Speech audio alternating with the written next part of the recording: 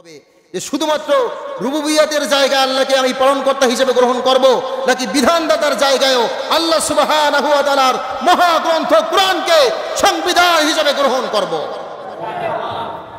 সিদ্ধান্ত গ্রহণ করতে হবে। এরকম এই মাহফিল করে ওয়াজ করে হাজার বছর পার হয়ে যাবে, আল্লাহর বিধানকে গ্রহণ করতে পারবো না। এই মুসলমানিত্বর এক পয়সার দাম নেই। যে ব্যক্তি ঈমান গ্রহণের পরে আল্লাহ সুবহানাহু ওয়া তাআলার বিধানের কাছে আত্মসমর্পণ করে দেয়, যেখানে তার আর কোনো ব্যক্তি স্বাধীনতা থাকে না। আল্লাহ সুবহানাহু ওয়া তাআলা যে বিধান দিয়েছেন, যে হুকুম করেছেন, যে আদেশ দিয়েছেন, সে আদেশের কাছে নিজের স্বাধীনতাকে বিলীন করে দেন যে ব্যক্তি, তাকে মুসলমান বলা হয়। আর যিনি মুসলমান, যিনি আত্মসমর্পণকারী হবেন আল্লাহ সুবহানাহু ওয়া তাআলার বিধানের কাছে, তিনি নিঃসন্দেহে শান্তি পাবেন দুনিয়া এবং আখিরাতে। সম্মানিত ভাই আমার, আজকে যে অনুষ্ঠান, আজকে যে আলোচনা, আজকে যে ওয়াজ, এই ওয়াজ যদি আমরা এলাকা থেকে কেউ না করতাম, তাহলে কিয়ামতের দিন আমাদেরকে জিজ্ঞাসা করা হতো না যে কেন এই মুহররমের আলোচনা করলে না, কেন তোমাদের মসজিদে এই আলোচনা অনুষ্ঠান করলে না, কেন রবিউল আউয়ালে তোমরা কেন সিরাত অনুষ্ঠান করলে না, শাবানের মধ্য রজনীতে তোমরা কেন লাইলাতুল বরাত উদযাপন করলে না। এরকম কোনো জিজ্ঞাসাবাদ আল্লাহ সুবহানাহু ওয়া তাআলা আমাদের কাছে করবেন না, করবেন না।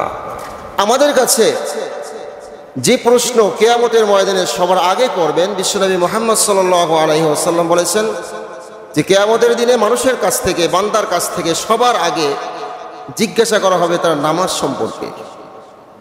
সুবহানাল্লাহ বলবেন। কি সম্পর্কে জিজ্ঞেস করা হবে? কিসের হিসাব গ্রহণ করা হবে? নামাজের হিসাব সবার আগে গ্রহণ করা হবে। কে বলেছেন?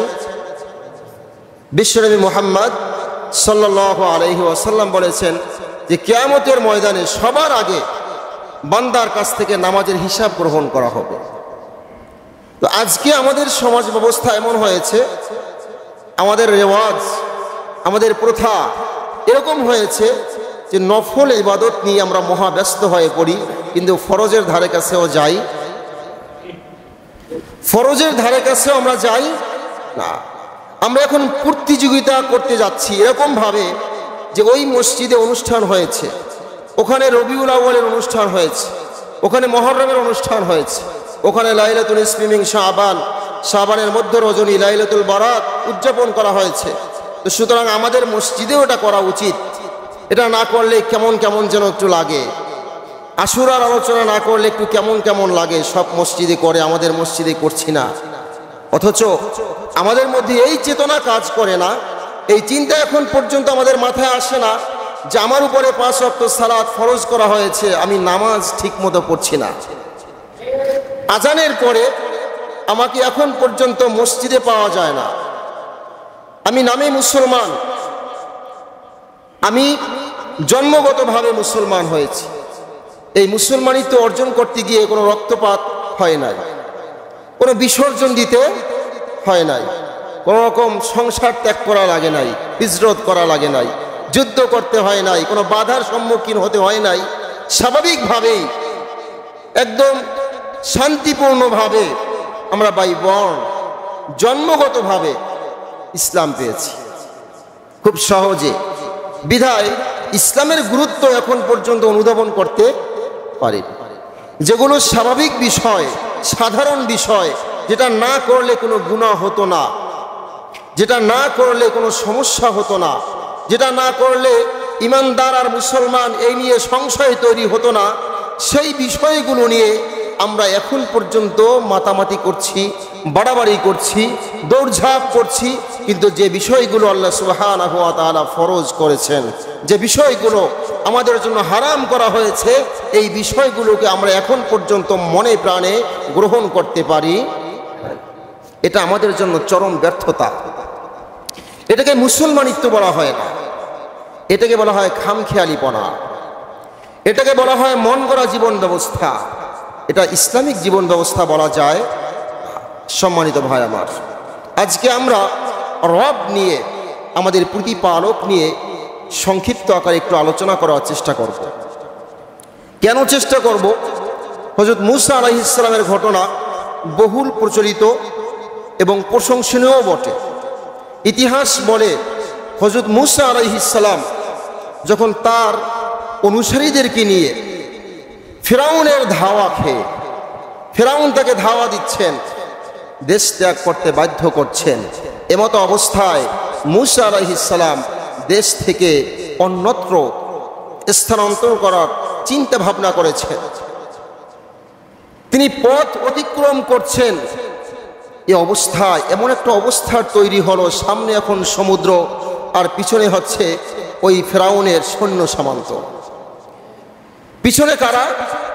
ফিরাউনের সৈন্যরা, আর সামনে হচ্ছে নদ। এখন ধরা খেয়ে গেলাম। এবার মূসা আলাইহিস সালামের অনুসারীরা বলতেছেন, ইন্না লা মুদরাকুন, আমরা ধরা খেয়ে গেলাম। আমরা কি করলাম? কারা বলছেন এই কথা?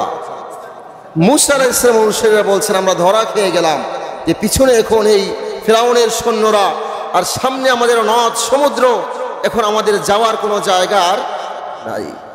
আল্লাহর নবী মূসা আলাইহিস সালাম কত সুন্দরভাবে সাবলীল ভাষায় সাহসিকতার সাথে তার অনুসারীদেরকে তিনি সুন্দরভাবে উত্তর দিলেন, না, এটা হতে পারে না। কলা কাল্লা, হতে পারে না, কখনো নয়।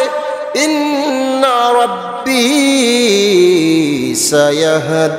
সায়াহদিন, নিশ্চয়ই আমাদের রব, আমাদের প্রতিপালক, যিনি আমাকে এই দেশান্তর হতে, এখান থেকে স্থানান্তরিত হতে যিনি আমাকে আদেশ দিয়েছেন, তিনি নিঃসন্দেহে আমাদেরকে পথ দেখাবেন। সুবহানাল্লাহ। এই কথা কে বলেছেন? মূসা আলাইহিস সালাম বলছেন তার অনুসারীদেরকে ভয় পেও না। ঠিক একই কথা আমাদের নবী মুহাম্মদ সাল্লাল্লাহু আলাইহি ওয়াসাল্লাম হিজরতের সময় যখন ধরা খেয়ে যাচ্ছে, এমন অবস্থায় যখন সাহাবী বলল, ইয়া রাসূলুল্লাহ, কাফেররা তখন আমাদের উপরে, যদি একটু আমাদের দিকে নজর দেয় দেখে ফেলবে, ধরে ফেলবে, আমাদেরকে মেরে ফেলবে, আমাদের আর পালানোর জায়গা নাই। আল্লাহর হাবিব মুহাম্মদ সাল্লাল্লাহু আলাইহি ওয়াসাল্লাম উত্তর দিলেন, লা তাহসান ইন্নাল্লাহা মা'ানা, চিন্তা করো না, ভয় পেও না, নিশ্চয়ই আমাদের সাথে কে আছেন। সুবহানাল্লাহ বলবেন না? নবীদের উত্তরটা কত সুন্দর, এদের বিশ্বাস কত দৃঢ়, কত মজবুত। তিনি আমাদেরকে শিখাচ্ছেন, যাকে রব বলে স্বীকৃতি দাও তার উপরে বিশ্বাস নড়ে বড়ে হলে চলবে না। বিষয় এরকম নয় যে তুমি তাকে ডাকবা আর তোমার ডাকে সাড়া দিবেন না, এই বিশ্বাস মুমিনের থাকার দরকার। মুমিন যিনি আল্লাহ সুবহানাহু ওয়া তাআলাকে বিশ্বাস করেছেন মনে প্রাণে, তিনি তো এই কথার উপরে বিশ্বাস করেন, যখনই আমি আমার রবকে ডাকি, আমার প্রত্যেক ডাকের সাড়া দেন কে? আরো জোরে বলেন কে? আল্লাহ সুবহানাহু ওয়া তাআলা তার নবী মূসা আলাইহিস সালাম সুন্দরভাবে রুবুবিয়্যাতের পরিচয় দিলেন তার অনুসারীদেরকে। অনুসারীরা, তোমরা চিন্তা করো না, ভয় পেও না, যে রব আমাদেরকে দেশান্তর হতে আদেশ করেছেন, আমাদেরকে স্থানান্তর হতে আমাদেরকে আদেশ করেছেন। সুতরাং যিনি আমাদের আদেশ করেছেন তিনি আমাদের রব। এতদিন পর্যন্ত যিনি আমাদের সাথে ছিলেন, আমরা যার নির্দেশনা এত কিছু করেছি, ফেরাউনের কাছে যার নির্দেশে আমরা দাওয়াত পৌঁছেছি, সুতরাং সেই রব আমাদেরকে ঘোষণা দিয়েছেন, আদেশ দিয়েছেন, নির্দেশনা দিয়েছেন, তিনি আমাদেরকে এই পথে হাঁটতে বলেছেন। সুতরাং পিছনে যদি ফেরাউনের সৈন্যরা থেকেও থাকে আর সামনে যদি বড় সমুদ্র থেকে থাকে, তোমাদের কোনো ভয় পাওয়ার কারণ নেই। আমার রব নিঃসন্দেহে তিনি আমাদেরকে পথ দেখাবেন। তো আল্লাহ সুবহানাহু ওয়া তাআলা মূসা আলাইহিস সালামকে কি পথ দেখান নাই? তার জন্য কি রাস্তা তৈরি করে দেন নাই? কিন্তু ওই ফিরাউনকে কি রাস্তা দিয়ে হাঁটার সুযোগ দিয়েছে? ফিরাউন কি রাস্তা পার হতে পেরেছে? ওই সমুদ্র পার হয়ে মূসা আলাইহিস সালামকে পাকড়াও করবে, তাকে অত্যাচার করবে, শেষ করে ফেলবে, এই সুযোগ কি রব দিয়েছেন? না। এখান থেকে আমরা যারা মুমিন, কোরআনে কথাই কোট করেছে, যারা মুমিন যারা রবকে রব হিসেবে স্বীকৃতি দেয়, আল্লাহ সুবহানাহু ওয়া তাআলা পবিত্র কোরআনুল কারীমের অন্যত্র ইরশাদ করেন, ইন্নাল্লাযীনা ক্বালু রাব্বুনাল্লাহ সুম্মা ইসতাকামু তাতানাজ্জালু আলাইহিমুল মালাইকা আল্লা তাখাফু ওয়া লা তাহজানু وأبشروا بالجنة التي كنتم توعدون রব বলছেন ইন্নাল্লাযীনা ক্বালু নিঃসন্দেহে যারা বলবে রব্বুনাল্লাহ আমার রব হচ্ছে কেবলমাত্র আল্লাহ, রব হিসেবে যারা আল্লাহকে স্বীকৃতি দেবে, প্রতিপালক হিসেবে যারা আল্লাহকে স্বীকৃতি দেবে, যারা সত্যিকার অর্থে মনে প্রাণে বিশ্বাস করবে আল্লাহ সুবহানাহু ওয়া তাআলা আমার রব, তার মতো এত সুন্দর রব, এত যোগ্যতা সম্পন্ন রব, এত রুচিশীল রব আর দুনিয়ায় কেউ হতে পারে না, কেউ ছিলেন না, ভবিষ্যতে কেউ আসবেন না। যখন কোনো বান্দা মনে প্রাণে কথা স্বীকৃতি দেয়, রবকে রব হিসেবে ঘোষণা দেয়, আল্লাহ সুবহানাহু ওয়া তাআলা বলেন শুধুমাত্র ঘোষণা দিয়ে তিনি ক্ষান্ত হন না, বরং সুম্মা ইসতাকামু এবং এই কথার উপরে যারা ইস্তিকামাত থাকে, প্রতিষ্ঠিত থাকে, হাজারো ব্যথা বেদনার পরে, শত্রুদের শত্রুতার পরে, হিংসকদের হিংসার পরে, আঘাতের পরে তারা এই পথকে ছেড়ে দেয় না, রবকে ভুলে যায় না।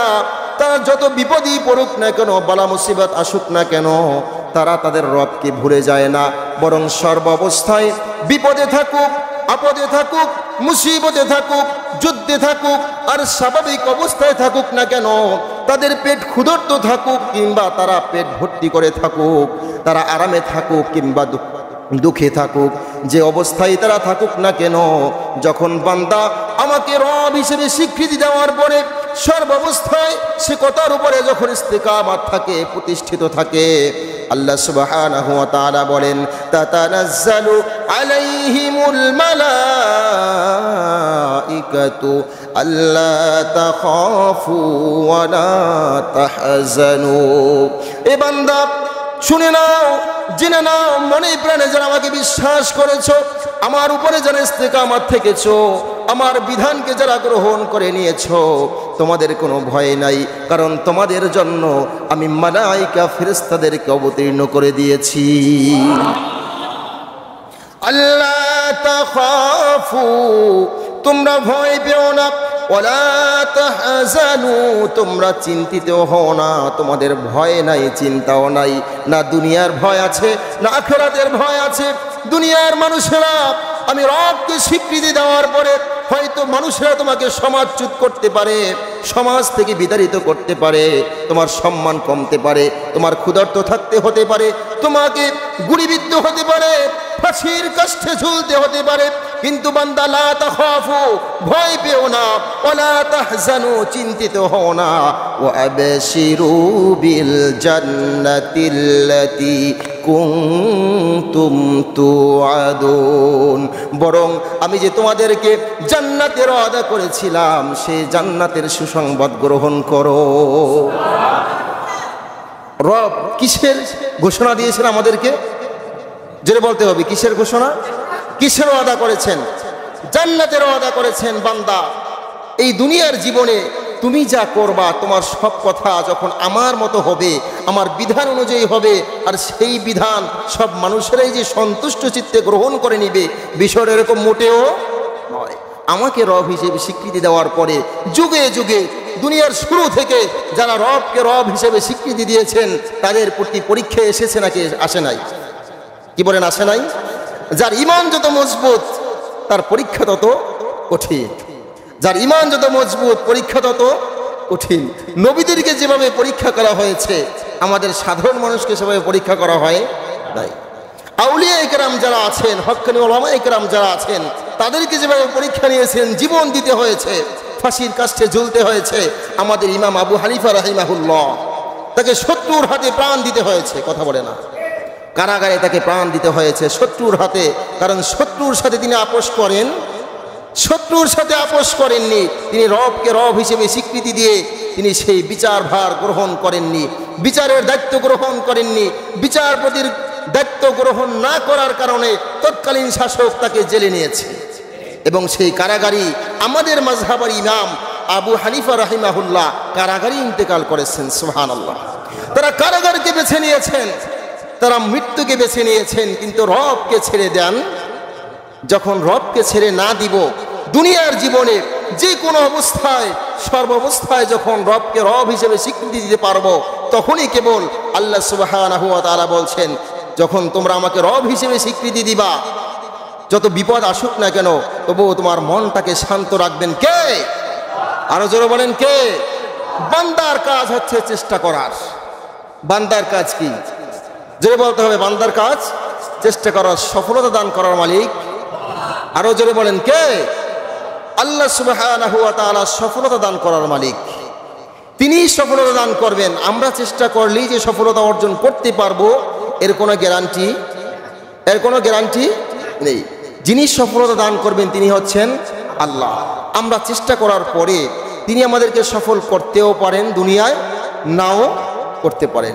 দুনিয়ার জীবনে সফলতা হোক কিংবা আমাদের ব্যর্থতা হোক, এটা আসলে দেখার বিষয় না। দেখার বিষয় হচ্ছে পরকালীন জীবনে আফটার হেয়ার, সেখানে আমরা জান্নাতি নাকি জাহান্নামী। ওই জীবনে গিয়ে আমাদের রূহ সিজ্জিনে যাবে নাকি ইল্লিনে যাবে, এটা হচ্ছে দেখার বিষয়। এই দুনিয়ার জীবন তো জীবন নয়। দুনিয়ার জীবনে যদি আমরা 100 বছর বেঁচে থাকি আর এখানে খুব আরামায়েশে কাটিয়ে যাই, কিন্তু পরকালীন জীবনে যেই জীবনের শুরু হবে শেষ হবে, যেই জীবনের শুরু হবে কিন্তু শেষ হবে, সেই জীবনটা যদি আমাদের আরাম না থাকে, কষ্ট দিয়ে শুরু হয়, যখন কষ্ট দিয়ে শুরু হবে, যখন প্রথম ঘাটিতেই ঠেকে যাব, তখন পরবর্তী ঘাটিগুলো আমরা সফলভাবে উত্তীর্ণ হতে পারবো না, এটাই স্বাভাবিক। না পারার সমূহ সম্ভাবনা রয়েছে পরবর্তী ঘাটিগুলো, যেখানে আমাদেরকে আবার ধরা হবে। কবরে প্রশ্ন করা তো আর শেষ করা হবে না। কবরের প্রশ্ন তো কেবলমাত্র শুরু। কবরের যে চাপ, এটা কেবলমাত্র শুরু। এই চাপ শেষ নয়, এই প্রশ্নই শেষ নয়। এটা তো কেবলমাত্র থানা হাজতে নিয়ে রাখা হয়। কোথায় রাখা হয় বলেন? থানা হাজতে। এখন পর্যন্ত বিচার কার্য শুরু হয়নি, এরপর তো কোর্টে তো দেওয়া হবে। সেই কোর্টে যেতে যেতে আবার একটা কঠিন রাস্তা রয়েছে, নাম কি বলতে পারেন? কি নাম সেটার? পুলসিরাত। এই পুলসিরাত পার হতে পারবো কি না, সেটাও একটা দেখার বিষয়। এরপর in the day of judgement, ওই যে আদালত, সে আদালত পর্যন্ত যেতে হবে। সেখানে আবার বিচারের সম্মুখীন কাঠগড়ায় দাঁড়াতে হবে, প্রশ্ন করা হবে, সেই উত্তর দিতে পারবো কিনা সেটাও দেখার বিষয়। সুতরাং দুনিয়ার জীবনে আরামে কাটতে পারে, নাও কাটতে পারে। দুনিয়ার জীবন আমাদের পরীক্ষার জায়গা। আল্লাহ সুবহানাহু ওয়া তাআলা পবিত্র কোরআনুল কারীমে বলেন, আল্লাযী খালাকাল মাউতা ওয়াল হায়াতা লিয়াবলুয়াকুম আইয়ুকুম আহসানু আমালা। আমি আল্লাহ সুবহানাহু ওয়া তাআলা তোমাদেরকে সৃষ্টি করেছি মৃত্যু এবং হায়াত দিয়ে, জীবন এবং মৃত্যু দিয়ে তোমাদেরকে দুনিয়ার জীবনে পাঠিয়েছি। জীবন যখন দিয়েছি, মৃত্যু হতেই হবে। এই মৃত্যুই তোমাদের জন্য শেষ নয়, বরং আল্লাহ সুবহানাহু ওয়া তাআলা বলতেছেন, দুনিয়ার জীবনে তুমি কি করেছো, কতটুকু আমল করেছো, লিয়াবলুয়াকুম আইয়ুকুম আহসানু আমালা। আমি তোমাদেরকে পরীক্ষা করব, আমি দেখতে চাই তোমাদের কার কত সুন্দর আমল। সুবহানাল্লাহ। আমাদের আমলটুকু দেখতে চান কে? আর জোরে বলেন কে? যারা মুমিন, যারা রবকে রব হিসেবে স্বীকৃতি দিয়েছে, তারা নামাজ কাজা করতে পারে, নামাজ ছাড়তে পারে, তারা রবের উপরে তাওয়াক্কুল হারাতে পারে, বিপদে তারা ধৈর্য হারাতে পারে, তারা সব সময় থাকবে ধৈর্যশীল, তারা থাকবে সবরকারীদের অন্তর্ভুক্ত। বিপদ যতই আসুক না কেন, আমাদের জাতির পিতা মিল্লাতা আবিকুম ইব্রাহিম হুয়া সাম্মাকুমুল মুসলিমিন, আমাদের জাতির পিতা ইব্রাহিম আলাইহিস সালাম মুসলিম জাতির পিতা, মুসলিম মিল্লাতের পিতা নির্ধারণ করে দিয়েছেন কে? আরো জোরে বলেন কে? তিনি কম পরীক্ষার সম্মুখীন কি হয়েছেন? তার জীবনে কি একটা দুইটা পরীক্ষা আসছে? একদম শুরু থেকে ইব্রাহিম আলাইহিস সালাম যেই ফ্যামিলিতে এসেছেন সেই ফ্যামিলিটা কি তার অনুকূলে ছিল নাকি প্রতিকূলে ছিল? তার পক্ষে নাকি বিপক্ষে? তার বাবা, জন্মদাতা বাবা তার পক্ষে ছিল নাকি বিপক্ষে ছিল? তার সমাজ তার পক্ষে ছিল নাকি বিপক্ষে ছিল? তার রাষ্ট্র তার পক্ষে নাকি বিপক্ষে? তার শাসক তার পক্ষে না বিপক্ষে? কিন্তু পক্ষে ছিলেন কে? জোরে বলেন কে? তিনি কি সেখানে ধৈর্য হারিয়েছেন? তিনি কি ধৈর্য হারিয়েছেন? ধৈর্য হারান বাবা সন্তানের বিপক্ষে চলে গেছে, সন্তানের বিরুদ্ধাচরণ করছে, সন্তানকে তার প্রতিপক্ষ হিসেবে গ্রহণ করে নিয়েছে। এখন বাবা সন্তানের কোনো কথা শুনছে, সন্তানের পক্ষে তিনি কোনো কথা বলেন? তিনি এখন রাজার পক্ষে কথা বলেন, শাসকের পক্ষে কথা বলেন। জন্মদাতা বাবা সন্তানের বিরুদ্ধে গিয়েছে। আমাদের জাতির পিতা ইব্রাহিম আলাইহিস সালাম আমাদেরকে শিখিয়েছেন, সন্তানদেরকে শিখিয়েছেন, ও আমার সন্তানেরা, আমার পরবর্তী যারা অনুসারী হবে, আল্লাহ সুবহানাহু ওয়া তাআলাকে যারা রব হিসেবে স্বীকৃতি দিবে, তাদের জীবনেও, তাদের দুনিয়ার জীবনে তাদের বাবা তার বিপক্ষে চলে যেতে পারে, তার পরিবার তার বিরুদ্ধাচরণ করতে পারে, সমাজ তার বিরোধী হতে পারে, রাষ্ট্র তার বিরুদ্ধাচরণ করতে পারে, ফাঁসির কাষ্ঠে ঝুলতে হতে পারে। জীবনের বিনিময় হলেও আমি তোমাদের পিতা, আমি যেভাবে ঈমান হারা হইনি, ধৈর্য হারাইনি, তাওয়াক্কুল করেছি আল্লাহর উপরে, আমার সন্তানেরা শিখে নাও, দুনিয়া যতদিন বেঁচে থাকবা আল্লাহ সুবহানাহু ওয়া তাআলাকে যারা রব হিসেবে স্বীকৃতি দিয়েছো, তোমাদের জীবনেও পরীক্ষা আসবে। হয়তো সমাজের মানুষ তোমার বিরুদ্ধে চলে যাবে, তোমাদের দেশের মানুষ তোমার বিরুদ্ধে চলে যাবে, তোমার শাসক তোমার বিরুদ্ধে চলে যাবে, ফাঁসির কাষ্ঠে ঝুলতে হলেও তুমি কখনো রবকে ছেড়ে যেও। তুমি যেখানেই থাকো না কেন, রব তোমার সাথেই আছে। আমাদের জাতির পিতা ইব্রাহিম আলাইহিস সালাম যখন অগ্নিকুণ্ডে নিক্ষিপ্ত হচ্ছেন, এমতো অবস্থায় ফেরেশতারা আল্লাহ সুবহানাহু ওয়া তাআলার কাছে বলতেছেন, ইয়া আল্লাহ, আপনার খলিল এখন অগ্নিকুণ্ডে নিক্ষিপ্ত হবে, এখনই অগ্নিকুণ্ডে নিক্ষিপ্ত হবে, এখনই সে ওখানে পড়ে যাবে। আমরা একটু তাকে সহযোগিতা করার জন্য যাই, তাকে একটু হেল্প করি, একটু বাঁচানোর চেষ্টা করি। আল্লাহ সুবহানাহু ওয়া তাআলা তার খলিলকে তো ভালোভাবেই চিনেন, নাকি চিনেন না? ইব্রাহিম আলাইহিস সালাম কিরকম তিনি আল্লাহ সুবহানাহু ওয়া তাআলা জানেন না? অবশ্যই জানেন। এরপরেও বললেন, ঠিক আছে যাও, যদি যেতে ইচ্ছা করছে যাও, আমার খলিলের কাছে যদি একটু সহযোগিতা করতে পারো যে করে আসো। ফেরেশতারা গেল, ইব্রাহিম আলাইহিস সালামকে প্রশ্ন করলো, খলিলুল্লাহ ইব্রাহিম আলাইহিস সালাম, আপনি আল্লাহর নবী, আপনার এই অবস্থা দেখে আমরা আসমানের ফেরেশতারা সহ্য করতে পারছি না, আসমান থেকে চলে এসেছি আপনাকে হেল্প করার জন্য, সহযোগিতা করার জন্য, আপনাকে বিপদ থেকে উদ্ধার করার জন্য। আমরা একটু আপনাকে সহযোগিতা করি।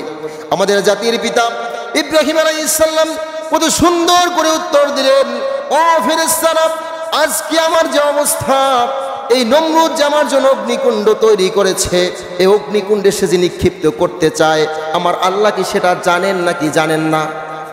ফেরেশতারা বললেন, অবশ্যই তিনি জানেন, তিনি তো দেখছেন।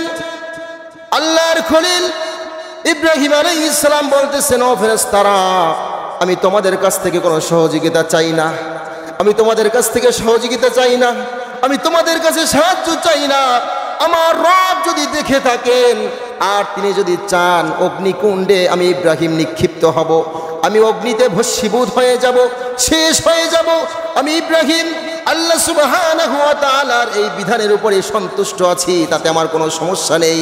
আর তিনি যদি চান এখান থেকে আমাকে উদ্ধার করবেন, আমাকে বেঁচে ফিরবেন, তাহলে তাতেও আমার কোনো সমস্যা নেই। আমি তোমরা ফেরেশতারা, তোমাদের কাছ থেকে আমি কোনো সহযোগিতা চাই না। জাতির পিতা এই সন্তানদেরকে শিক্ষা দিলেন, অগ্নিকুণ্ডে নিক্ষিপ্ত হতে হলেও রবকে ছেড়ে যেও, রবকে ছেড়ে যেও। আমরা যে সূরাতুল ফাতিহায় বলছি, ইয়াকা না'বুদু ওয়া ইয়াকা নাস্তাঈন, আল্লাহ আমরা আপনার ইবাদত করছি আর আপনার কাছেই সাহায্য প্রার্থনা করছি, এই সাহায্য শুধু আখিরাতে, দুনিয়ায় কি আসতে পারে না? কথা বলেন। এই সাহায্য শুধু আখিরাতেই করবেন, তিনি সেখানে ক্ষমা করে জান্নাত পর্যন্ত নিয়ে যাবেন, কিন্তু দুনিয়ায় সহযোগিতা করবেন না। বিষয়টা কি এরকম নাকি দুনিয়ায় সহযোগিতা করতে পারেন? যদি রব চান, যদি এর মধ্যে কোনো কল্যাণ থাকে, যে তিনি আমাকে বিপদ থেকে উদ্ধার করবেন আর এর মধ্যে কোনো কল্যাণ আছে, তাহলে নিঃসন্দেহে তিনি আমাকে বিপদ থেকে উদ্ধার করতেই পারেন। আর এই বিপদের মধ্যে থেকে যদি কোনো কল্যাণ থাকে, উদ্ধার না হওয়াটাই যদি কোনো কল্যাণ থাকে, তাহলে এখানেই রাখতে পারেন, তাতেও কোনো সমস্যা। রব আমাদেরকে যেখানেই রাখেন না কেন সেখানেই আমরা সন্তুষ্ট আছি, সে অবস্থায় বলতে হবে সে অবস্থায় কি বলতে হবে? আলহামদুলিল্লাহ। এই যে ইয়াউমুল আশুরা, একদম সর্বশেষ আমরা সবচেয়ে যে হৃদয় বিদারক ঘটনা শুনি, হুসাইন রাদিয়াল্লাহু তাআলা আনহু কারবালার শাহাদাতের ঘটনা। এই ঘটনা কি জয়ের নাকি পরাজয়ের? বলেন তো। হুসাইন রাদিয়াল্লাহু তাআলা আনহু শাহাদাত বরণ করেছেন, এই ঘটনা কি জয়ের না পরাজয়ের? মুসা আলাইহিস সালাম নীল নদ পর্যন্ত চলে গেলেন, ফিরআউন তাকে দেশ ত্যাগ করালো, বাধ্য করলো, এই ঘটনা কি জয়ের নাকি পরাজয়ের?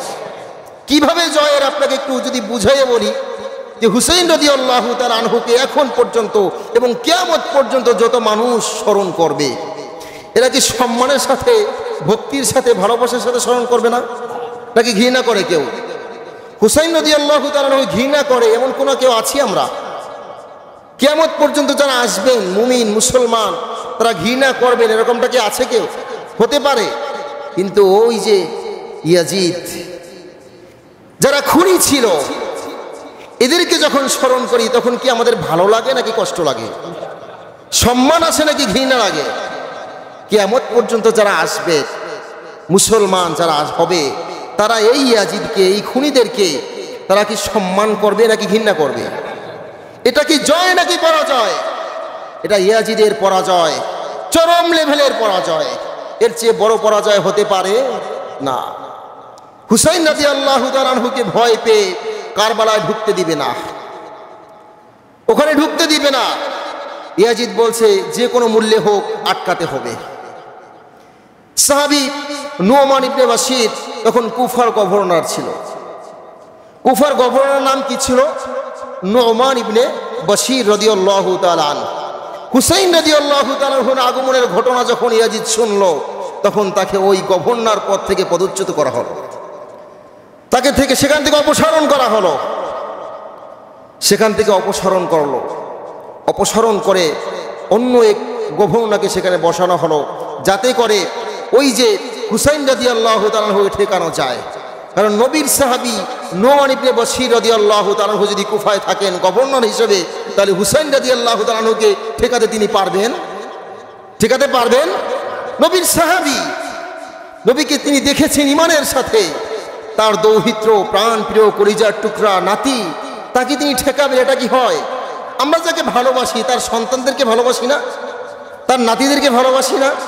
তো আমাদের আঁখায় নামদার তাজদারে মাদিনা আহমদ মুজতবা মুহাম্মদ মুস্তফা সৈয়দুল আম্বিয়া ওয়াল মুরসালিন শাফিউল মুযনবিন রাহমাতাল লিল আলামিন মুহাম্মদুর রাসূলুল্লাহ সাল্লাল্লাহু আলাইহি ওয়াসাল্লাম, যিনি হচ্ছেন আমাদের কলিজার টুকরা, যিনি আমাদের নয়নের মণি, যিনি আমাদের জীবন, যার জন্য আমরা জীবন উৎসর্গ করতে দ্বিধাবোধ করি না।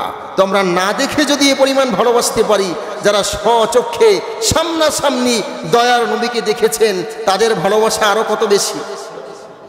নু'মান ইবনে বাশির রাদিয়াল্লাহু তাআলা আনহুকে ক্ষমতাচ্যুত করা হলো, অপসারণ করা হলো, নতুন গভর্নর নিয়োগ করা হলো, শুধুমাত্র কুফায় যাতে ঢুকতে না পারে হুসাইন রাদিয়াল্লাহু তাআলা আনহু। হুসাইন রাদিয়াল্লাহু তাআলা আনহু তিনি জানতেন না কারবালার প্রান্তরে তার সাথে কি ঘটে চলছে। যাওয়ার যখন সিদ্ধান্ত হলো, পরিবারের লোকজনরা, স্বজনরা তাকে নিষেধ করেছিল, বারণ করেছিল, যাওয়ার দরকার নেই। কিন্তু তিনি বলছেন না, কুফার মানুষেরা, ইরাকের মানুষেরা আমাকে চায়, সেখানে আমাকে ক্ষমতায় দেখতে চায়, যাতে করে আমি সুন্দরভাবে রাষ্ট্র পরিচালনা করতে পারি, সুন্নাতকে পুনরুজ্জীবিত করতে পারি, রাসূলের সুন্নাহ মোতাবেক আমি রাষ্ট্র পরিচালনা করতে পারি। তাদের ভালোবাসায় আমাকে যেতে হবে। হুসাইন রাদিয়াল্লাহু তাআলা আনহু তিনি জানতেন না তার সাথে কারবালার প্রান্তরে কি ঘটতে চলছে। যদি তিনি জানতেন সেখানে গিয়ে তাকে যুদ্ধ করতে হবে, তাহলে 50 জন কিংবা তার বেশি কম সাধারণ মানুষদেরকে নিয়ে তিনি সেখানে যেতেন না। যদি তিনি জানতেন যুদ্ধের জন্য যাচ্ছি, তাহলে নিঃসন্দেহে সৈন্যদেরকে নিয়ে সেখানে যেতেন। ঠিক কিনা বলেন? তিনি যুদ্ধের জন্য সেখানে যাননি। মুঝে কুফা ওয়ালো মুসাফির না সমঝো, मैं आया नहीं हूँ बुलाया गया हो, मुझे बोलो मुसाफिर न समझो।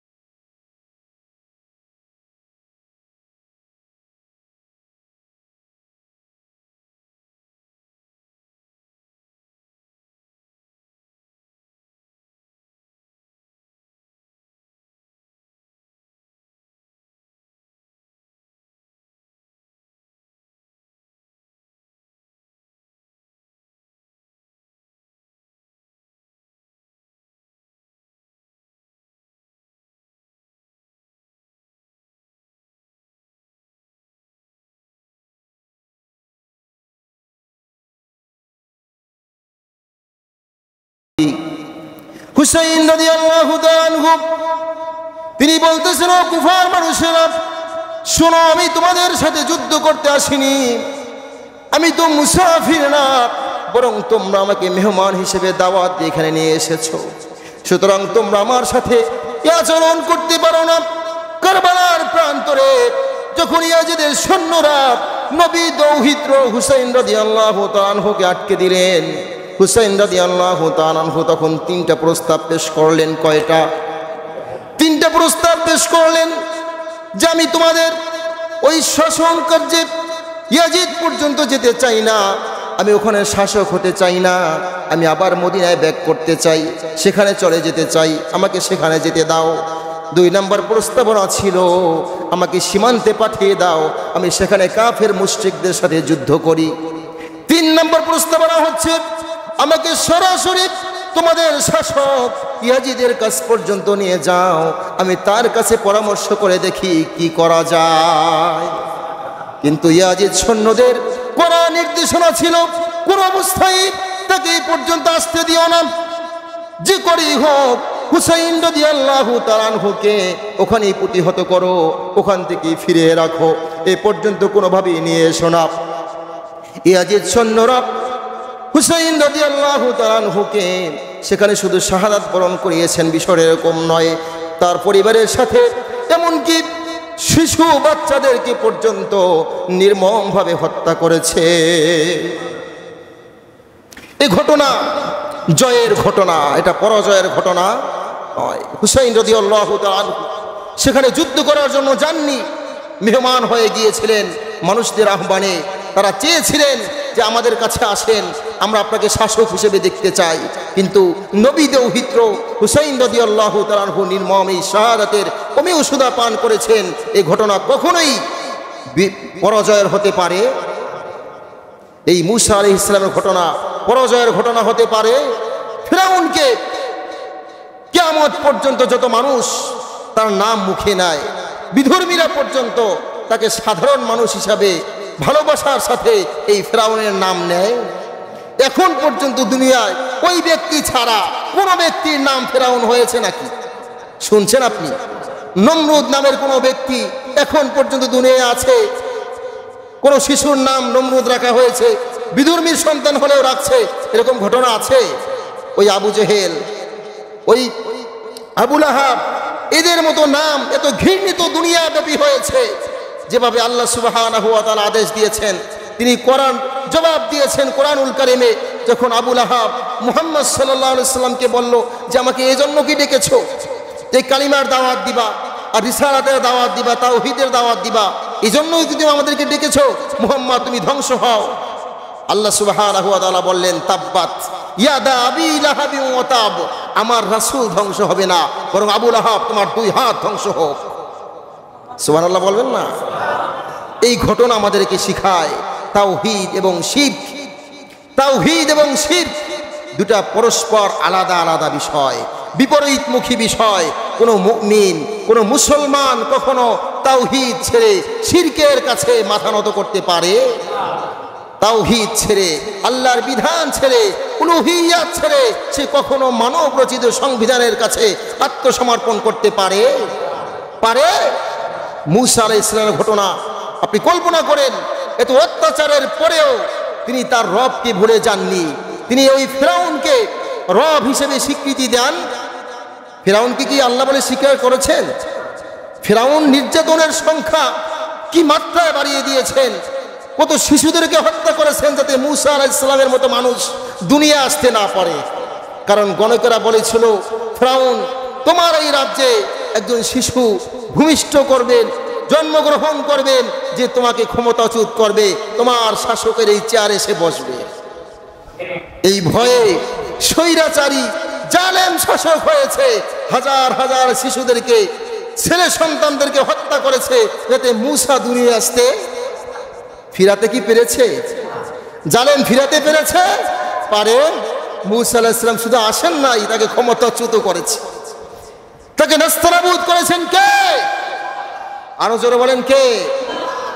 ফিরাউনের যারা অনুসারী হবে তাদের অবস্থা কি হবে? এই আশুরার ঘটনা থেকে একটু শিক্ষা নেওয়া দরকার না? কি বলেন? এই আশুরার ঘটনা থেকে আমরা যে ইয়ামুল আশুরা, মুহররমের 10 তারিখ, যে তারিখে মূসা আলাইহিস সালাম ফিরাউনের কবল থেকে পরিত্রাণ পেয়েছিলেন, সুবহানাল্লাহ বলবেন না? এই ফিরাউনের ঘটনা থেকে একটু শিক্ষণীয় ব্যাপার আছে নাকি নাই? জবান আছে নাকি নাই? আমাদের কি শিক্ষা গ্রহণ করতে হবে না? এই কোরআন শুধুমাত্র একটা যুগের জন্য সীমাবদ্ধ ছিল নাকি? শুধুমাত্র আইএমএ জাহিলিয়ার যুগে এটা চলবে আর পরবর্তীতে চলবে না, এজন্য কোরআন নাজিল হয়েছে? শুধু মুহাম্মদ সাল্লাল্লাহু আলাইহি ওয়াসাল্লাম এই কোরআন মানবেন আর বাকি কেউ মানবেন না, বিষয়টা এরকম নাকি? কোরআন হচ্ছে একদিকে হুদাল্লিল মুত্তাকিন, অন্যদিকে হুদাল্লিন নাস। একদিকে হুদাল্লিল মুত্তাকিন, অন্যদিকে হুদাল্লিন নাস। এক হচ্ছে মুত্তাকিন যারা, তাকওয়াবান যারা, তাদের জন্য পথপ্রদর্শক, পথ দেখাবে। ঠিক একইভাবে যখন বিধর্মী ইহুদি খ্রিস্টানরা, নাসারারা, বিধর্মীরা যখন ইসলামের সুশীতল ছায়াতল আশ্রয় গ্রহণ করতে চাইবে, তারা যখন কোরআনের কাছে সমাধান চাইবে, কোরআন তাদেরকেও আগলে নিয়ে বলবে, ইয়েস, তোমার জীবনের সমাধান আমি কোরআনের কাছে আছে। সুবহানাল্লাহ বলবেন না? কোরআন শুধুমাত্র এক যুগের জন্য, ওই আইএমএ জাহিরিয়া যুগেই শুধুমাত্র নাজিল হয়েছে, ওই মানুষদের উপরেই, তারাই শুধুমাত্র নাজাত প্রাপ্ত হবে, তারাই দুনিয়া এবং আখিরাতে শান্তি প্রাপ্ত হবে, বিষয়টা এরকম নয়। আপনি একটু যদি কল্পনা করেন, একটু, যে ওমর ইবনুল খাত্তাব রাদিয়াল্লাহু তাআলা আনহু, তার মতো মানুষ যে উলঙ্গ শামশির নিয়ে, অর্থাৎ রাঙা তরবারি নিয়ে রাসূল সাল্লাল্লাহু আলাইহি ওয়াসাল্লামকে হত্যা করতে যাচ্ছেন, সেই ব্যক্তি ফিরেছেন আবার ইসলামের দিকে। সুবহানাল্লাহ বলবেন না? ফিরিয়ে দিয়েছেন কে? আর জোরে বলেন কে? যে মানুষটা ছিল খুনি, যে মানুষটা ছিল সবচেয়ে বেশি বড় সন্ত্রাস, যার কথা শুনলে মানুষের অন্তর কেঁপে উঠত, ভয় পেয়ে যেত, সেই মানুষটাকেই ইসলাম যখন মানুষটাকে গ্রহণ করেছে, ইসলামকে যখন গ্রহণ করেছে, সেই মানুষকে সোনার মানুষ হিসেবে পরিণত করেছে। যে কোরআনুল কারীম, সেটাই আমাদের সংবিধান। সুবহানাল্লাহ বলে, এই কোরআন যার কাছে গিয়েছে তাকেই সোনার মানুষ হিসেবে বানিয়ে দিয়েছে, তাকে সোনার মানুষ বানিয়েছে। কোরআনের কাছে যখন সবচেয়ে বড় ধর্ষক, সবচেয়ে বড় খুনি, সবচেয়ে বড় সন্ত্রাস, সবচেয়ে বড় চাঁদাবাজ কোরআনের কাছে যায় হেদায়েতের জন্য, যে কোরআন, আমি জীবনে যা করেছি সব ভুল করেছি, আমি এই ভুল পথে থাকতে চাই না, আমাকে সঠিক পথ দেখাও। কোরআন বলছে, ইয়েস, তোমার জন্য সঠিক পথ আমার কাছে। সুবহানাল্লাহ বলবেন না? কাফের যখন আসে তার জীবনের সমাধানের জন্য, কোরআন বলে, তোমার জীবনের সমাধান আমি কোরআনের কাছে। ঠিক একইভাবে মুত্তাকিন যারা, তাকওয়াবান যারা, মাঝে মাঝে শয়তানের ওয়াসওয়াসায়, নফসের কুমন্ত্রণায়, এই দুনিয়ার ধোঁকায় পড়ে মাঝে মাঝে পথচ্যুত হয়ে যায়, সঠিক পথ থেকে একটু বিগড়ে যায়, লাইনচ্যুত হয়ে যায়, পথ ভুলে যায়, তাদের জন্য কোরআন বলছে, ভয় পেও না, শুধু একটু কাম ব্যাক করো, একটু মাত্র সিজদায় পড়ে যাও, একটু চোখের পানি ছেড়ে দাও, আল্লাহ সুবহানাহু ওয়া তাআলা তোমার জীবনের গুনাহগুলো ক্ষমা করবেন। সুবহানাল্লাহ বলবেন।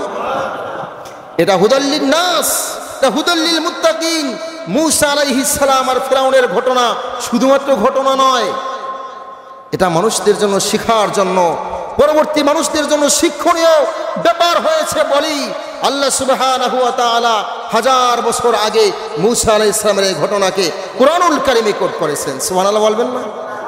আল্লাহ রাসূল মুহাম্মদ সাল্লাল্লাহু আলাইহি ওয়াসাল্লামের উপরে যে কোরআন নাজিল হয়েছে এর একটি অক্ষর, একটি শব্দ, একটি বাক্য অনর্থকভাবে নাজিল হয়, একটি শব্দ অনর্থক নয়।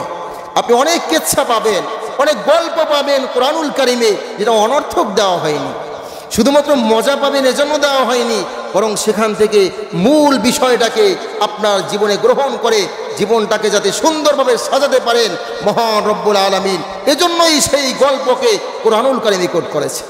সুবহানাল্লাহ।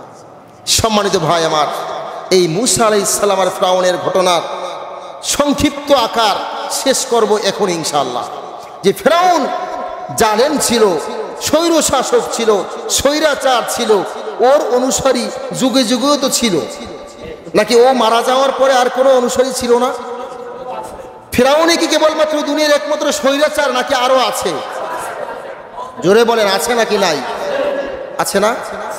ফিরাউন শুধুমাত্র একমাত্র স্বৈর শাসক বিষয়টা এরকম নয়, ওই শুধুমাত্র জালেম বিষয়টা এরকম, ওই শুধুমাত্র দুনিয়ার বুকে দাঙ্গা হাঙ্গামা লাগিয়ে রাখে, যুদ্ধ বিগ্রহ তৈরি করে রাখে, মানুষ হত্যা করে, বিষয়টা এরকম নয়। এই ফিরাউনের অনুসারীরা যুগে যুগে আরো আছে, কিয়ামত পর্যন্ত এই ফিরাউনের অনুসারীরা থাকবে নাকি থাকবে না? জেনে রাখো, মূসা আলাইহিস সালাম আল্লাহর নবী, তিনি যেভাবে দুনিয়ার জীবনে শেষ পর্যন্ত পরিত্রাণ পেয়েছেন, সম্মানের সাথে বসবাস করার সুযোগ পেয়েছেন, কে দিয়েছেন? আরো জয় বলেন, কে দিয়েছেন? আর ফিরাউনকে অপমান করে, অপদস্থ করে, লাঞ্ছিত করে, সমুদ্রে ডুবিয়ে নাকানি চুবনি খেয়ে ক্ষমতাচ্যুত করে বলছেন, ফিরাউন তুমি কি ছিলে তুমি জানো? তুমি যে এখন আমার প্রতি ঈমান গ্রহণ করবা, আমি রব সেই ঈমানকে গ্রহণ করব না, তোমার ঈমানকে আমি কবুল করব না, তোমাকে ঈমানদার হিসেবে আমি স্বীকৃতি দেব না। কারণ কি তুমি জানো? কারণ তুমি দুনিয়ার বুকে সবচেয়ে জালেম স্বৈর শাসক ছিলে, আর দুনিয়ার বুকে তুমি সবচেয়ে বেশি ফাসাদ তৈরি করে রেখেছো। যখন ফিরাউন হাবুডুবু খাচ্ছে, মারা যাবে যাবে এমন অবস্থায় তিনি যখন ঈমান গ্রহণ কথা চিন্তা করলেন, মুখ থেকে বলবেন এমন অবস্থায় আল্লাহ সুবহানাহু ওয়া তাআলা বলতেছেন, আল আনা, এখন তোমার সময় হয়েছে, এখন ফিরে আসার সুযোগ হয়েছে। না, তোমাকে ফিরে আসার মতো অনেক সুযোগ আমি রব দিয়েছিলাম, কিন্তু তুমি সেটা গ্রহণ করো। আজকে যখন মৃত্যু ফেরেশতা তোমার কাছে উপনীত হয়েছে, তোমার এখন জান কবজ হবে, তুমি এখন মৃত্যু মুখে পতিত হবে, তোমার এখন লাঞ্ছনা অপমাননার সময়, অপমানের সময়, তোমার এখন ধ্বংসের সময়। এই সময় তোমার কাছ থেকে তওবা কবুল করব, তোমার কাছ থেকে ঈমান গ্রহণ করব, এটা হতে পারে? আমার মূসাকে তুমি কম কষ্ট দাওনি, আমার যারা অনুসারী ছিল, আমার বিধান যারা গ্রহণ করতে চেয়েছে তাদেরকে তোমরা কম কষ্ট দাওনি। তুমি ফিরাউন কম কষ্ট দাওনি, তুমি জালেম ছিলে, স্বৈরাচার ছিলে, সুতরাং তুমি সবচেয়ে বেশি ফাসাদ তৈরি করেছো। তোমার জমিনে, তোমার ওই রাজ্যের ভিতরে সবচেয়ে বেশি বিশৃঙ্খলা তুমি তৈরি করেছো। সুতরাং আজকে তোমার তওবা কবুল করা হবে, তওবা কবুল করা হবে, বরং আজকে তোমার লাঞ্ছনা অপমানের দিন, লাঞ্ছনা অপমানের দিন, তোমার আজকে ধ্বংসের দিন, তোমাকে আর সুযোগ দেওয়া হবে? শিক্ষণীয় হচ্ছে আল্লাহ ছাড় দেন কিন্তু ছেড়ে দেন, ছাড় দেন কিন্তু ছেড়ে দেন। আল্লাহ সুবহানাহু ওয়া তাআলা এই দুনিয়ার জীবনে আমাদেরকে ছেড়ে দিয়েছেন, এখন একটু ছাড় দিয়েছেন। গুনাহ করছো, ফজরের নামাজ তো পড়ো নাই, ধ্বংস করলাম না, পাকড়াও করলাম না, ছাড় দিলাম। আবার জোহরের সময় আমার পক্ষ থেকে মসজিদের মিনার থেকে মুয়াজ্জিন আবার ওই নামাজের জন্য আহ্বান করছে, তোমরা আল্লাহর দিকে এসো, কল্যাণের দিকে এসো, নামাজের দিকে এসো। তুমি যে কল্যাণ খুঁজছো দুনিয়ার বুকে, এই কল্যাণ যদি পেতে চাও তাহলে আল্লাহর কুদরতি কদম ছাড়া অন্য কোথাও সফলতা পাওয়া সম্ভব।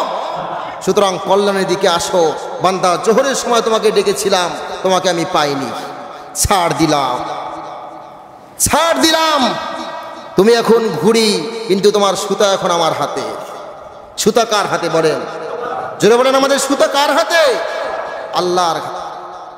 জোহরের নামাজে বান্দা আসলো না, আল্লাহ আবার ছাড় দিলেন। আল্লাহ দেখতে চান বান্দা আসরের জামাতে আসে কিনা। আসরের আজান হলো, বান্দা এখনো মসজিদে আসে না, আল্লাহ ছাড় দিলেন। বান্দা মাগরিবে আসে না, আবার আল্লাহ ছাড় দিলেন।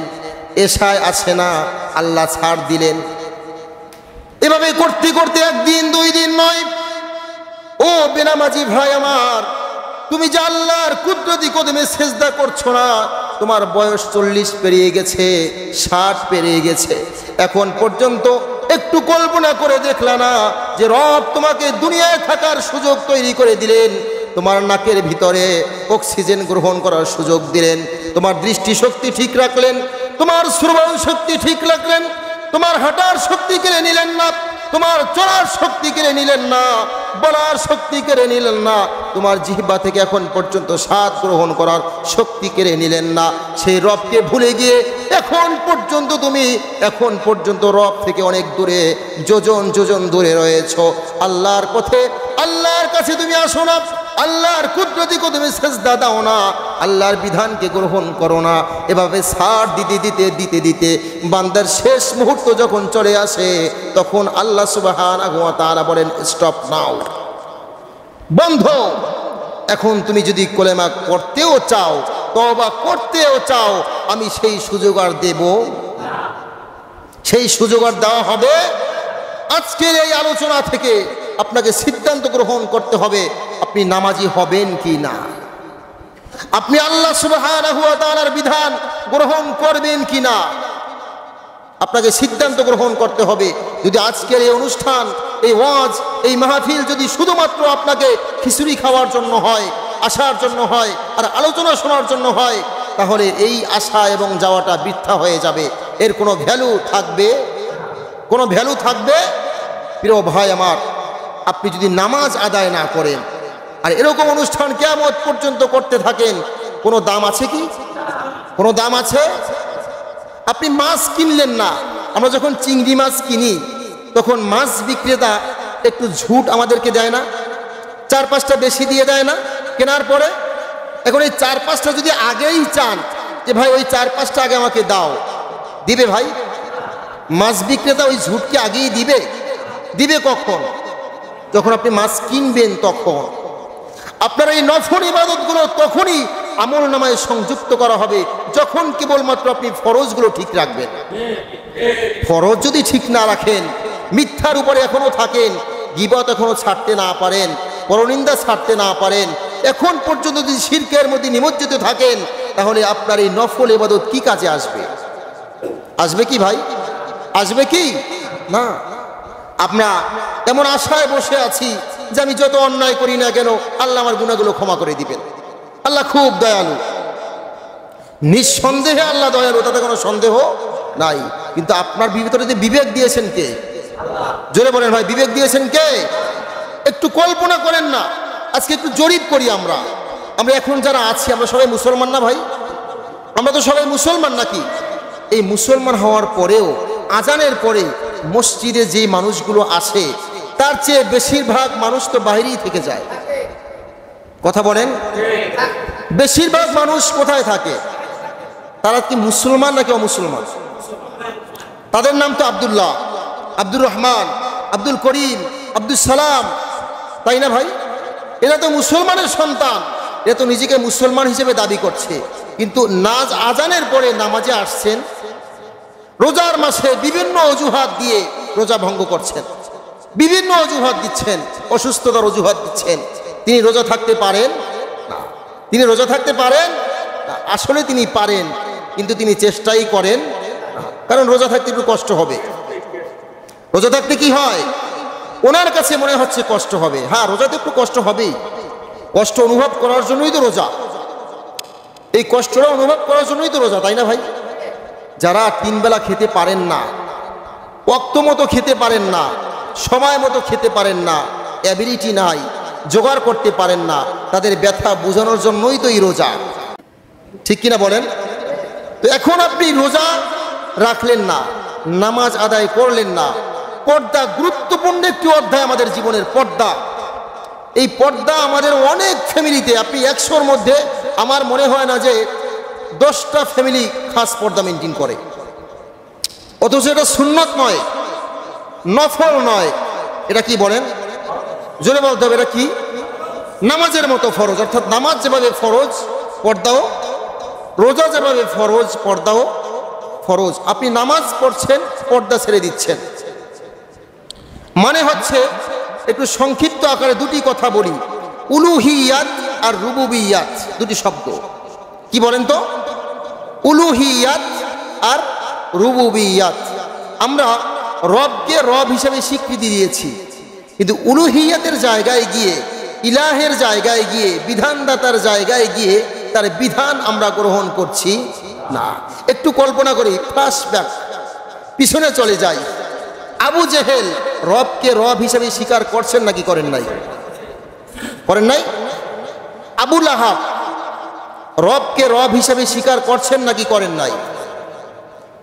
করেন নাই? কাফের মুশরিক যারা ছিল তারা তো রবকে রব হিসেবে স্বীকার করেছেন, আপনিও রবকে রব হিসেবে স্বীকার করছেন, মিলে গেল, তাই না? এখন পার্থক্যটা কোথায়? উলুহিয়াতের জায়গায় তিনি আল্লাহর বিধানকে গ্রহণ করতে পারেন। আল্লাহ বিধান দিয়েছেন যে আমি রাসূল প্রেরণ করলাম, এটা আল্লাহর বিধান, আল্লাহর আদেশ, আল্লাহর ইচ্ছা। আল্লাহ ইচ্ছা করেছেন যে এখন তিনি রাসূল প্রেরণ করবেন। এই জাহিরি যুগে তিনি রাসূল প্রেরণ করেছেন। রাসূল মানুষদেরকে আহ্বান করছেন যে আমি আল্লাহর রাসূল, আমাকে স্বীকার করে নাও। এটা আল্লাহর কোরআন, এটা আল্লাহ তাআলার ওহী, আল্লাহর কালাম, আমার কোনো কথা নয়, সুতরাং এটাকে গ্রহণ করে নাও। সেখানেই বিপত্তি বেজে গেল, বিপত্তি কিন্তু সেখানে বেজে গেল। আপনি কল্পনা করেন, একটু কথা, একটু ক্লু দিয়ে আপনাকে সহযোগিতা করি। যখন লাস্ট পর্যায়ে আবু জেহেল আল্লাহর হাবিবের বিরুদ্ধে যুদ্ধে যাচ্ছেন, কার বিরুদ্ধে যাচ্ছেন?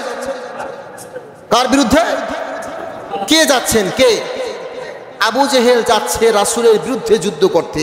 তখন তিনি কাবা প্রান্তরে গিয়ে বলছেন, কাবা প্রান্তরে গিয়ে বলছেন, হে কাবার মালিক, আমাদের দুই দলের মধ্যে যে সঠিক তাকে বিজয় দান করো। তার মানে তিনি রবকে রব হিসেবে স্বীকার করেননি, রবকে রব হিসেবে স্বীকার করেননি, কিন্তু তার রাসূলকে স্বীকার করতে পারেননি। তার উলুহিয়াতের জায়গায় এসে বিপত্তি বেজে গেল এবং তিনি সেটাকে গ্রহণ করতে পারলেন না। ঠিক একইভাবে একটু মিলিয়ে দেখি আমাদের জীবনের সাথে, আমরা রবকে রব হিসেবে স্বীকার করে নিয়েছি। আপনি যে কোনো মানুষকে সমাজের যে কোনো মানুষকে বলবেন তোমাকে কে সৃষ্টি করছেন, একজন হিন্দু মানুষ তিনি বলবেন আমার স্রষ্টাকর্তা আছে, আমার একজন স্রষ্টা আছে। একজন খ্রিস্টানকে জিজ্ঞেস করবেন তুমি কি এমনি এমনি এসেছো? না, আমার একজন স্রষ্টা আছেন, তিনি তার স্রষ্টাকে স্বীকার করছেন।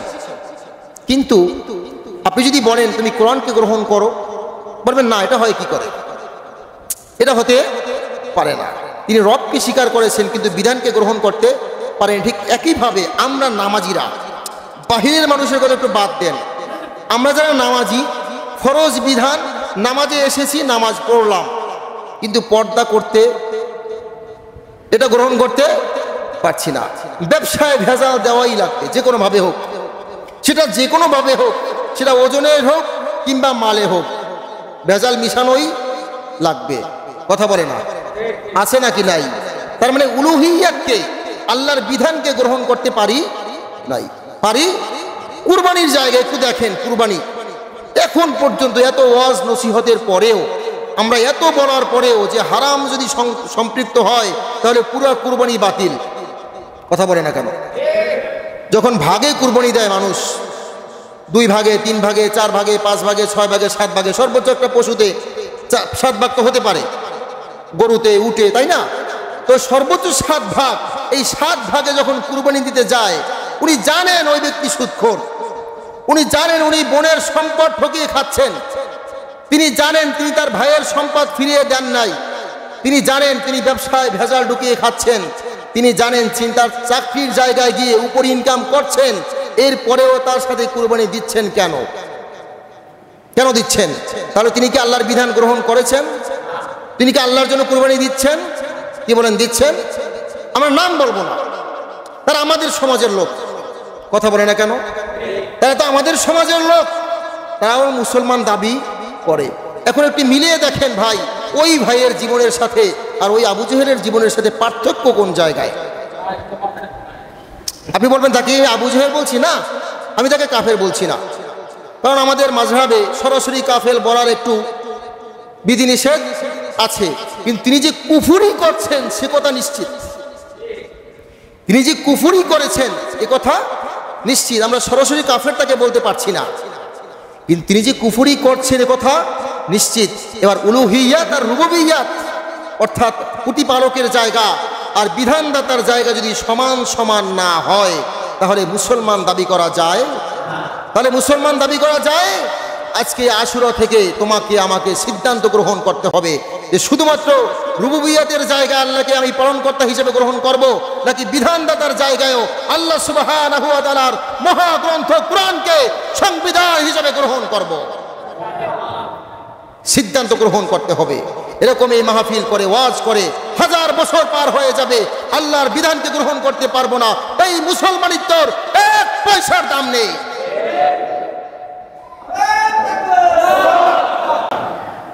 আপনাকে বুঝতে হবে মুসলমান কাকে বলে। আপনাকে বুঝতে হবে মন গড়া জীবন ব্যবস্থার নাম মুসলমানিত্ব নয়। যখন যেখানে যেভাবে খুশি, যেখানে আমার পছন্দ হয়েছে, যেখানে বাবা খুশি হয়েছেন, আমার আত্মীয় স্বজন খুশি হয়েছেন, কিন্তু আল্লাহ বেজার হয়েছেন, এই কথা যখন মুসলমান চিন্তা করে না, তখন তার মুসলমানিত্বের জায়গায় নাম থাকে কিনা সেটা আরেকবার ভেবে দেখার দরকার। খুশি করব কাকে? আরো জোরে বলে, খুশি করব কাকে? আমার মা বাবা যদি তাতে বেজার হয় হতে পারে, আমার স্ত্রী যদি বেজার হয় হতে পারে, আমার সন্তান যদি সেখানে বেজার হয় হতে পারে, আমার সমাজের নেতারা যদি আমার বিরুদ্ধাচরণ করে এটা হতে পারে, আমার দেশের শাসক যদি আমার বিরুদ্ধে চলে যায় সেটা হতে পারে, কিন্তু একজন মুমিন হিসেবে, মুসলমান হিসেবে আল্লাহর বিধানকে লঙ্ঘন করা যায় না। এটা তাওহীদ আর শিরকের ব্যবধান আপনাকে বুঝতে হবে। যদি এই ব্যবধান না বুঝেন, এই মুসলমানিত্ব নিয়ে যদি কবরে যান, তাহলে 6 যে খেলবে ফেরেশতারা তাতে কোনো সন্দেহ? 6 বুঝছেন তো? 6 যে খেলবে তাতে কোনো সন্দেহ নাই। ওখানে যখন বদনসিব হবে, ফেরেশতারা আমাদেরকে বলবে যে তোমাদের কাছে কোনো সতর্ককারী কি যায়নি? তোমাদের আজকে এই অবস্থা কেন? ওয়াসিকাল্লাযীনা কাফারু, যখন মানুষরা দলে দলে, কাফেররা যখন দলে দলে জাহান্নামে প্রবেশ করবে, ইলা জাহান্নামা জুমারা হাত্তা ইদা জাউহা ফুতিহাত আবওয়াবুহা ওয়া ক্বালা লাহুম খাযানাতুহা আলাম ইয়াতিকুম রুসুলুম মিনকুম ইয়াতলুনা আলাইকুম আয়াতি রাব্বিকুম। তোমাদের আজকে এই অবস্থা কেন? তোমাদের কাছে কি রসুল যায়নি? তোমাদের কাছে কি কোনো সতর্ককারী যায়নি? তোমাদের কাছে কি আল্লাহর বিধান তোমাদের কাছে বিশ্লেষণ করা হয়নি? তোমাদের কাছে কি আলেমরা আল্লাহর বিধানের কথা তোমাদের কানে কি পৌঁছে দেয়নি? আজকে কেন তোমাদের এই অবস্থা কেন? তারা বলবে গিয়েছিল, কিন্তু আমরা কি করছি? ওই আয়াতকে, ওই বিধানকে অস্বীকার করেছি, আমরা মিথ্যা প্রতিপন্ন করেছি, আমরা উড়িয়ে দিয়েছি, আমরা মস্কারা করেছি যে হুজুর একটা ফাজলামো শুরু করছে। কথা বলে না কেন? এই অবস্থা সমাজে চলছে না এখন? যখন আপনি সমাজ বিনির্মাণের কথা বলবেন, আদর্শ সমাজ বিনির্মাণের কথা বলবেন কোরআন থেকে, তখন এই মানুষেরা, এই নামধারী মুসলমানরা, তখন তারা বলে হুজুর কথা আর খুঁজে পায় না, হুজুরের কথা খুঁজে পায় না। আপনি জানলে অবাক হবেন, মুসলমান আপনি জানেন না, আপনি জানেন না যে মহাগ্রন্থ কুরআনুল কারীম এই তৃতীয় অংশ শুধুমাত্র রাজনৈতিক আলোচনা। কতটুক বললাম? কতটুক? 1/3 অংশ। তার মানে হচ্ছে যদি কোরআন শরীফে 30 পারা হয়, তার মানে 10 পারা হচ্ছে রাজনৈতিক আলোচনা। এটা এমনি এমনি দিয়েছেন, তাই না? এই রাজনৈতিক আলোচনা এমনি এমনি করেছেন, এমনি এমনি করেছেন, নাকি আমাদেরকে বিধান দিয়েছেন? আমাদেরকে বোঝানোর জন্য দেননি, আমাদেরকে বোঝাতে চাননি, আমাদেরকে সুন্দর পরিপূর্ণ মুসলমান হওয়ার জন্য দেননি। কারণ আমরা আজকে সেই কথাগুলো বয়কট করছি কেন? অ্যাভয়েড করলাম কেন? এড়িয়ে যাচ্ছি কেন? ইনিয়ে বিনিয়ে বিভিন্নভাবে আপনি বলতেছেন না হুজুর ঠিক আছে, আপনার কথা ঠিক আছে, তবে হুজুর এই কথা সমাজে চলে না। আস্তাগফিরুল্লাহ। আপনি কি সমাজের মানুষ নন? আপনারা নিয়ে কি সমাজ গড়া হয়নি? যদি আপনি এই সমাজের মানুষ হন আর আপনি যদি বলেন এই কথা সমাজে চলে না, তার মানে এই দায়ভারকে আপনি এড়াতে পারেন? এই দায়ভার আপনি এড়াতে পারেন? আপনি যে কোরআনের সাথে উপহাস করলেন, আপনি মনে করলেন যে কোরআনের এই বিধান সমাজে চলে না, তাই না?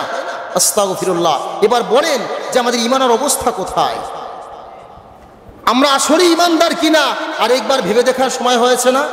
যখন আমরা বলি যে এই কথা সমাজে চলে না, যখন আমরা বলি যে এইভাবে সমাজ চলে না, হুজুর এই কথা আপনি রাখেন, এভাবে সমাজ চলে না, ঠিক একই কথা ওই আবু জেহেল যে আপনার এই কথা এখন চলে না, আমাদের বাপ দাদা যেভাবে করে গেছে, আমাদের পূর্বসূরীরা যেভাবে করে গেছেন, আমরা তার বিরুদ্ধাচরণ করতে পারি না, ঠিক একই কথা আপনি মিলে বলছেন যে আপনি এই কথা রাখেন, হুজুর সমাজ এই কথায় চলে। নাউজুবিল্লাহ। সম্মানিত ভাই আমার, সর্বশেষ কথা হচ্ছে ওই ফেরাউনের যদি অনুসারী হই তাহলে কি হবে? লাস্ট কথা আল্লাহ সুবহানাহু ওয়া তাআলা জানিয়ে দিয়েছেন। আল্লাহ তাআলা বলেন, ইয়াকুদুমু কওমাহু ইয়াওমাল কিয়ামাতি ফাআওরাদাহুমুন নার ওয়া বিইসাল বিরদুল মাওরুদ। আল্লাহ সুবহানাহু ওয়া তাআলা বলেন, ফেরাউনকে যেভাবে আমি লাঞ্ছিত অপমানিত করে ক্ষমতাচ্যুত করেছি, তাকে ধ্বংস করেছি, কিয়ামত পর্যন্ত মানুষেরা ওর নাম যতবার নিবে ঘৃণা ভরে নিবে, তাকে সম্মান করবে না, শ্রদ্ধা করবে না। কিয়ামত পর্যন্ত যত মানুষ তোমরা এর অনুসারী হবা, তোমরাও জেনে নাও, যদি তোমরা ফেরাউনের অনুসারী হও, যদি তোমরা সমাজে বিশৃঙ্খলা সৃষ্টি করো, যদি তোমরা ফাসাদ তৈরি করো, যদি তোমরা স্বৈর শাসক হও, যদি তোমরা স্বৈরাচারী হও, তাহলে কি হবে জেনে নাও, কিয়ামতের ময়দানে এই ফেরাউন তোমাকে নেতৃত্ব দিবে, তোমার সামনে থাকবে, সামনে থেকে কি করবে জানো? ইয়াকুদুমু কওমাহু ইয়াওমাল কিয়ামাতি ফাআওরাদাহুমুন নার, তোমাদেরকে নেতৃত্ব দিয়ে তোমাদের আবাসস্থল জাহান্নামে নিয়ে যাবে। আল্লাহ সুবহানাহু ওয়া তাআলা আমাদেরকে ভর্ৎসনা করে, আমাদের উপর অভিসম্পদ করে, আমাদের প্রতি দুঃখ প্রকাশ করে তিনি বলছেন, ওয়া বিইসাল বিরদুল মাওরুদ, কতই না নিকৃষ্ট সে আবাসস্থল। ওই জাহান্নাম কত নিকৃষ্টতম জায়গা। দুনিয়া এত সম্মানে তোমাদেরকে রাখলাম, এত স্বাদের ফল তোমাদেরকে খাওয়াইলাম, এত স্বাদের খাবার তোমাদেরকে গ্রহণ করার সুযোগ দিলাম, অক্সিজেন দিলাম, থাকার জায়গা দিলাম, চলার শক্তি দিলাম, বলার শক্তি দিলাম, যে হাত দিয়ে তুমি অন্যায় অপরাধ করে বেড়াচ্ছ বান্দা, এই হাত তুমি তৈরি করনি, আমি রব তোমাকে দিয়েছি।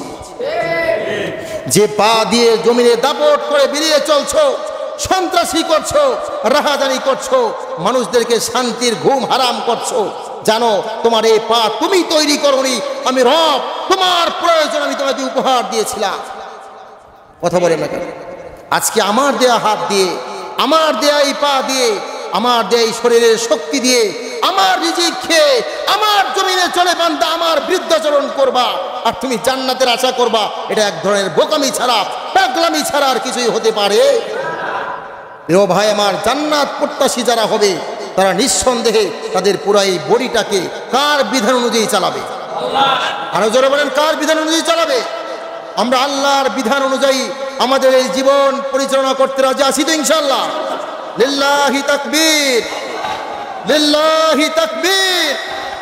আল্লাহ সুবহানাহু ওয়া তাআলা আমাদের প্রত্যেককে স্বৈরাচার হিসেবে গ্রহণ না করে আদর্শবান মুসলমান হিসেবে গ্রহণ করেন।